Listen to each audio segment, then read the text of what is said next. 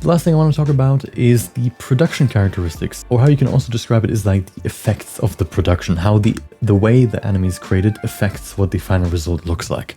The first thing I want to highlight here is if you draw something, but you want to give it like this very detailed pattern, for example, how are you going to do that? Are you just going to draw these patterns perfectly, like how they would move in perspective around the cloth here? How would you like really do that? Do you just kind of have this more like flatly put on pattern or texture?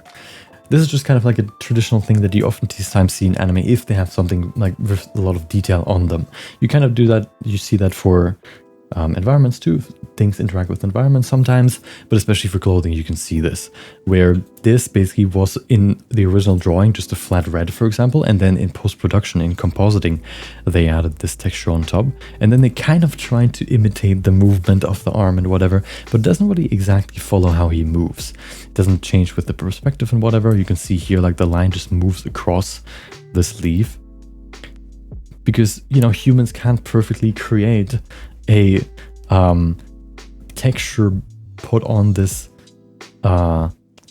kimono moving with his movements. It kind of reminds me of these fake ads with like just like an image printed on like a hoodie, for example, and like, hey, look at this black hole print, and you can clearly see that it's just a picture put on like a hoodie.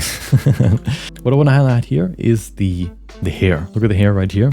This could just be like between characters, or like inconsistencies between artists, because you know there's a lot of artists sometimes even working on the same scene. Like there's artists that create the main frames, and then there are other artists that kind of create the frames that are in between the main frames.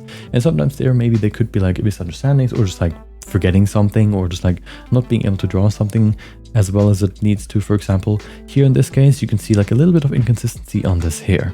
The movement, like here it's kind of in front, it looks like it's in front of the eye, and then it's in front, still in front, rotation, and then all of a sudden it's still in front, and then all of a sudden it's behind. Whoop, what happened there? Maybe somebody just drew this and didn't see like, oh, it's supposed to be in front, but I thought it's just supposed to be behind, but no, it's supposed to be in front. And then all of a sudden next frame, boop, it's back to front. So this is just like another example for like human error, or just like production error. Small kind of like small imperfections that are kind of like the characteristics of how anime is created. Another big one is the style difference between anime characters and anime environments. Oftentimes you can see the characters, of course, are a bit more simplified, sort of stylized realism, I guess, but the environments oftentimes look very, not necessarily realistic, or like painterly realistic. They try to capture the realism in this more painterly style. If the environment was drawn like the characters, it would look very different. That's what I'm kind of trying to say. So the style difference between the character and the environment is quite big. Also another example of how the production changes the look of the final result.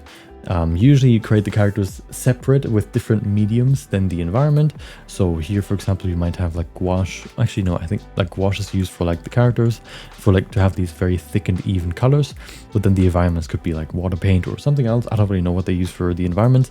But the point is, the environments look very different to the characters. Just another production style characteristic. Another one is motion blur. We just disabled motion blur in the Blender settings because we don't want to have it. Because if you create an anime, of course you draw individual images, and motion blur is being created by a camera detecting like something moving while the camera is taking a photo, I think, so that it creates like this long streak of an image. Like if I do this, you can see it kind of looks like there's just like this one blob of my hand.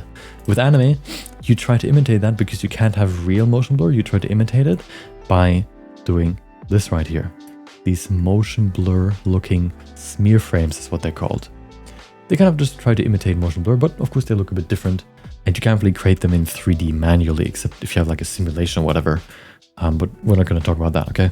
And the last thing I want to highlight again is something I've talked about before, is the anime production resolution.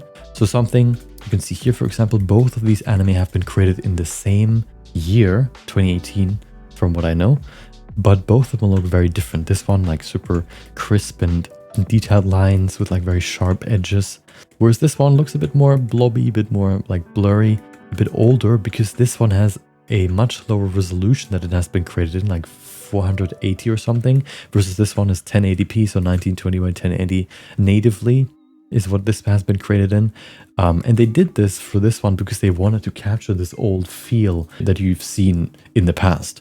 So the resolution that an anime has been created in can also make a big difference in how the final look comes out in the end. So if you see something for an anime, or if you want to create, for example, an anime that is older, you probably don't want to go with like a basic 1920 by 1080 resolution. You want to go with something like, I don't even know what 480p would be, but you know, something lower. You can figure it out for your anime style, and then you would basically scale it up again or upscale it once you have rendered it to create something more like this and not like this, if that's what you're going for. If you want to learn more about 3D anime, make sure to check out my free 3D anime course here on YouTube. In there, I basically try to condense all the information that I have gathered over the last 2.5 years of creating my projects and learning things and researching things and testing things, basically. And I've tried to put it all into this one course for free, which you can see and find on YouTube. So if you're curious about that and want to learn more and go more in depth in creating your own 3D anime, for example, make sure to check out the description where you'll find the link to it. Otherwise, I guess you can also just enjoy more of these clips if you want. So yeah, do whatever you want.